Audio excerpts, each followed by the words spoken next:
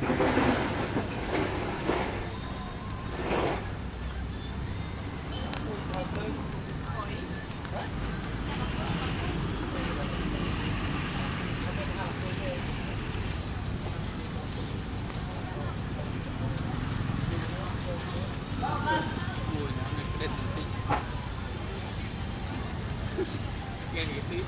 we go.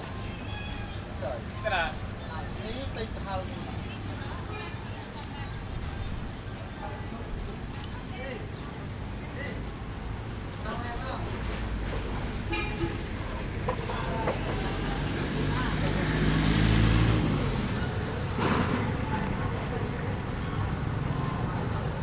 Hello.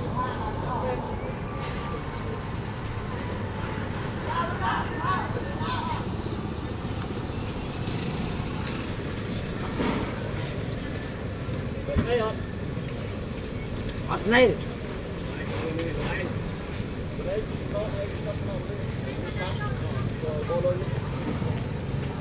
ô ba tao ai ô ba đi chết chơi chỉ bỏ phép lông cái trái không phạt thôi